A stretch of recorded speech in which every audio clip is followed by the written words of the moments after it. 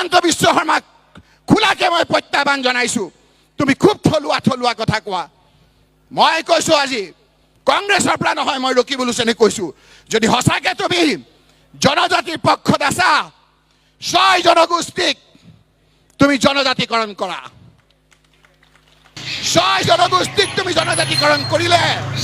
অসমৰ সৰ্বমুঠ যিমান পপুলেশ্যন আছে তাৰ 51% পপুলেশ্যন জনজাতি হৈ যাব আৰু যেতিয়া 51% জনজাতি হ'ব সি দলৰ চৰকাৰ কাৰণে এজন জনজাতি মুখ্যমন্ত্ৰী হ'ব মুখ্যমন্ত্ৰী সকলো আপোনালোকে পাৰিব কিন্তু জনজাতি এজন মুখ্যমন্ত্ৰী হোৱাটো নিবিচাৰে এই কথাখিনি আপোনালোকে ভালদৰে শুনিব আৰু বিচাৰ কৰিব অসমৰ কাৰণে দেশত কি ডাঙৰ কথা পাতিলে আৰু দাঙি ধৰিলে এটা ঐতিহ্যপূৰ্ণ আপোনালোকে সকলোৱে শুনিব আৰু শ্বেয়াৰ কৰিব কোন মানুহখিনিক ঠগোৱা নাই মৰাণ মটক মানুহখিনিক চুতীয়া সম্প্ৰদায় লোকক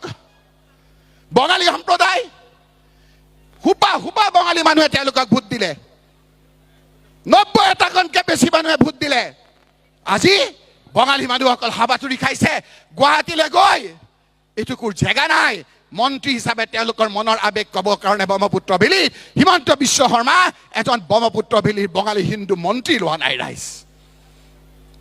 টি গাৰ্ডেন জনজাতি টি গাৰ্ডেনৰ মন্ত্ৰী আছিল পৱন সিং ঘাটোৱাৰ স্পীকাৰ আছিল পৃথিৱী মাঝি তুমি ৰাজনৈতিকভাৱে সেই মানুহখিনিক কি দিছা কেন্দ্ৰত এজন মন্ত্ৰী আছিল সেই মন্ত্ৰীজনকো তোমালোকে কাটি দিলা আমাৰ স্পীকাৰ আছিল পৃথিৱী মাঝি মুখ্যমন্ত্ৰী সভাপতি অধ্যক্ষ বুলি মাতিব লাগে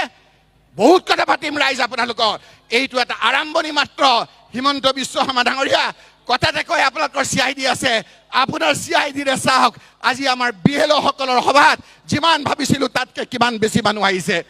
আজিৰ পৰা উজনি অসমত হিমন্ত বিশ্ব শৰ্মাৰ উল্টা খৰ আৰম্ভ হ'ব ৰাইজ মই ক'লো যে সকলো জাতি জনগোষ্ঠীৰ কথা আৰু এটা কথা নকলো এইবাৰ ইলেকশ্যনত বিজেপিৰ যিবিলাক নিষ্ঠাবান বিজেপি কৰ্মী আছে যিসকলে কংগ্ৰেছক কেতিয়াও নিদিয়ে ভোট সেইসকলেও থিৰাং কৰিছে যে আমি হিমন্ত বিশ্ব শৰ্মাক আঁতৰাবৰ কাৰণে এইবাৰ কংগ্ৰেছৰ পক্ষত আমি ভোট দিম এইবাৰ চাই থাকক সেই বিজেপি সকলো আমাক ভোট দিব সেইকাৰণে আমাৰ বিএলঅ সকল আপোনালোক আমাৰ মূল শক্তি ৰিপুন বৰাই কোৱাৰ দৰে আমি ভোট চুৰ ৰখাব লাগিব এই ভোট চুৰ আমি ৰখাম গৌৰৱ গগৈ ডাঙৰীয়াৰ নেতৃত্বত এনেকৈ আৰু বহুত সভা কৰিম অসমত সকলো জাতি জনগোষ্ঠী মিলৰে শান্তিৰে সেই তৰুণ গগৈ দিনত সকলো জাতি জনগোষ্ঠীয়ে যেতিয়া এটা আশা দেখিছিল সেই আশা পুনৰবাৰ আমি জাগ্ৰত কৰাৰ